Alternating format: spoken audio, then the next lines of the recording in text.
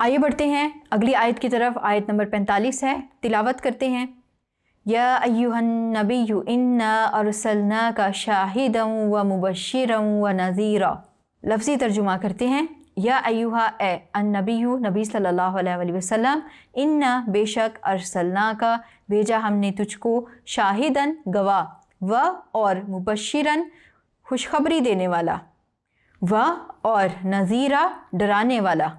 بامحاورہ ترجمہ اس آیت مبارکہ کا کچھ یوں ہے، اے پیغمبر صلی اللہ علیہ وآلہ وسلم، ہم نے تم کو گواہی دینے والا اور خوشخبری سنانے والا اور ڈرانے والا بنا کر بھیجا ہے۔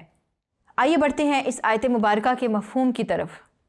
تو بچوں، اس آیت مبارکہ میں رسول اللہ صلی اللہ علیہ وسلم کی کچھ ذمہ داریوں اور رسول اللہ صلی اللہ علیہ وسلم کے مقام و منصب کا ذکر کیا گیا ہے۔ رسول اللہ صلی اللہ علیہ وسلم کے چند نام بھی اس میں ارشاد فرمائے گئے ہیں۔ آپ صلی اللہ علیہ وسلم کی کچھ خصوصیات کا اس آیت میں ذکر فرمایا گیا ہے، اور وہ کون سی ہیں؟ اس آیت مبارکہ میں 3 کا ذکر ہے، اس سے اگلی آیت مبارکہ میں 2 کا ذکر ہے۔ تو اس آیت مبارکہ میں جن 3 کا ذکر ہے وہ آپ کے سامنے بیان کرتے ہیں۔ اللہ تعالیٰ نے کیا فرمایا؟ شاہدن، اس سے مراد ہے گواہی دینے والا، و مبشرہ، اس سے مراد ہے خوشخبری سنانے والا، و نذیرہ، اور اس سے مراد ہے ڈرانے والا۔ اس آیت مبارکہ کا پس منظر کچھ اس طرح سے کہہ سکتے ہیں کہ اس آیت مبارکہ میں اللہ تعالیٰ نے نبی صلی اللہ علیہ وسلم کو خطاب کر کے چند کلمات تسکین ارشاد فرمائے۔ اس کا مقصد یہ ہے کہ رسول اللہ صلی اللہ علیہ وسلم کی شخصیت اس سے بہت بلند ہے کہ یہ مخالفین اپنے بہتان و افتراء اور پروپیگنڈے سے آپ کا کچھ بگاڑ سکیں۔ تو لہٰذا آپ صلی اللہ علیہ وسلم کو یہاں پر ایک تسکین فرمائی جا رہی ہے۔ آپ صلی اللہ علیہ وسلم کو کہا جا رہا ہے کہ آپ صلی اللہ علیہ وسلم اپنا فرض جاری رکھیں، اپنی ذمہ داریوں پر عمل کرتے رہیں، ان کفار اور منافقین اور جو کمزور ایمان والے مسلمان ہیں ان کی باتوں کی طرف دھیان نہ دیں، ان کے پروپیگنڈا کا شکار نہ ہوں، بلکہ اللہ تعالیٰ نے آپ پر ایک بہت بڑی ذمہ داری عائد کی ہے۔ اللہ تعالیٰ نے آپ کا بہت بڑا مقام اور مرتبہ رکھا ہے کہ آپ صلی اللہ علیہ وسلم کو گواہی دینے والا، خوشخبری سنانے والا اور ڈرانے والا بنا کر بھیجا ہے۔ تو اس اعتبار سے آپ صلی اللہ علیہ وسلم کے مقام اور مرتبے کو کوئی الزام تراشی خراب نہیں کر سکتی کہ اللہ تعالیٰ نے آپ کو اس قدر اعلیٰ مقام پر فائز فرمایا ہے۔ اب بڑھتے ہیں کہ جو اللہ تعالیٰ نے فرمایا شاہدن، رسول اللہ صلی اللہ علیہ وسلم کو گواہ بنایا گیا ہے، تو وہ کس طرح سے ہے؟ تو شہادت کی 3 قسمیں ہیں۔ نبی صلی اللہ علیہ وسلم کو گواہ بنایا گیا کس طرح؟ ایک ہے قولی شہادت، اور ایک ہے عملی شہادت، اور ایک ہے اخروی شہادت۔ قولی شہادت کیا ہے؟ کہ رسول اللہ صلی اللہ علیہ وسلم نے اپنے قول سے، اپنی باتوں سے اپنی امت کو یا لوگوں کو اسلام کی طرف دعوت دی، اللہ کی وحدانیت، ملائکہ پر ایمان، اور جتنے بھی ہمارے پلرز آف اسلام ہیں، ارکان اسلام کا بتایا، عقائد اسلام کا بتایا، دنیا کے معاملات کا بتایا، آخرت کا بتایا۔ تو یہ تمام باتیں جو دین کے حوالے سے تھیں وہ سب کی سب اپنے قول کے ذریعے امت تک پہنچائی۔ اللہ تعالیٰ کا پیغام، دین حق امت تک پہنچا دیا۔ یہ قولی شہادت ہے۔ اور ایک عملی شہادت ہے۔ عملی شہادت کیا ہے؟ کہ یعنی نبی صلی اللہ علیہ وسلم کی زندگی شاہد ہو کہ جو تعلیم آپ صلی اللہ علیہ وسلم نے دی، آپ صلی اللہ علیہ وسلم خود اس میں کتنے سچے اور مخلص ہیں۔ یعنی اس سے مراد یہ ہے کہ رسول اللہ صلی اللہ علیہ وسلم نے جو اپنی باتیں ارشاد فرمائیں، جو اقوال ارشاد فرمائے، جو حلال و حرام کی باتیں بتائیں، جو عقائد بتائے، جو ارکان بتائے، ان پر خود عمل کر کے بتایا۔ اب آپ خود بتائیے کہ اگر کوئی شخص زبان سے کوئی بات کرے اور خود اس پر عمل نہ کرے تو کیا لوگ اس پر عمل کریں گے؟ کہ یہ شخص تو ایسا ہے کہ جو زبان سے کچھ کہتا ہے اور اس کا عمل تو اس کے موافق بھی نہیں ہے۔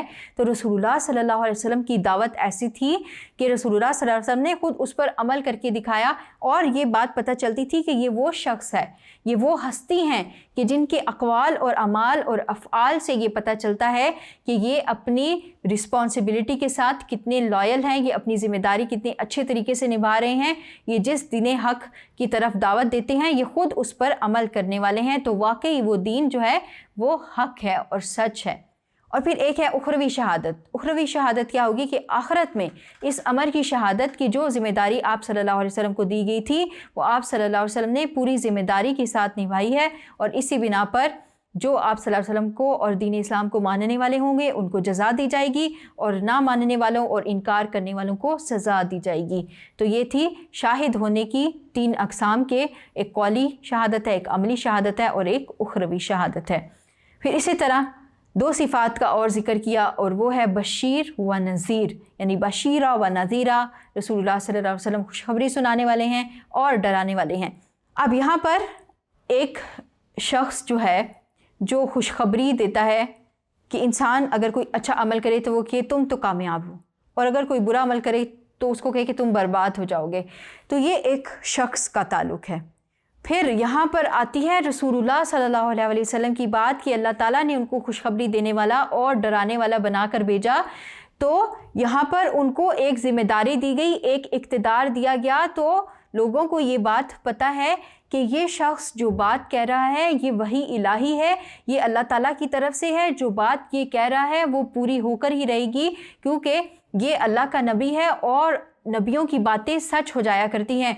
तो एक शख्स जो कि बिशारत देने वाला या डराने वाला है उसमें, और एक वो हस्ती, वो नबी जिसको अल्लाह रब्बुल इज़्ज़त ने वो ज़िम्मेदारी देकर भेजा कि वो खुशखबरी सुनाए या डराए, उसमें फ़र्क होता है।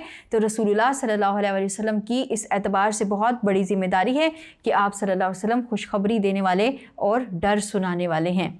फिर इस तरीके से जब कोई ज़िम्मेदारी किसी नबी को दी जाती है तो वो बातें जो हैं वो कानून का हिस्सा बन जाती हैं, वो आइन की हैसियत अख्तियार कर लेती हैं। फिर उन्हीं बातों पर आपके कानून की तामीर होती है और फिर उन्हीं बातों को लोग सच मानते हुए दीन पर अमल पैरा हो जाते हैं। और फिर इसी एतबार से अमाल जो हैं फ़र्ज़, वाजिब, नफ़ल, मुस्तहब, मकरूह और हराम करार पाते हैं, और इसी बिना पर आपके दीन की तामीर होती है, आपके कानून और आपके मुआशरे और आपके ममालिक की तामीर होती है। ये था इस आयत का मफ़हूम जो आपको समझ आया होगा इंशाअल्लाह। आइए बढ़ते हैं आयत नंबर 46 की तरफ।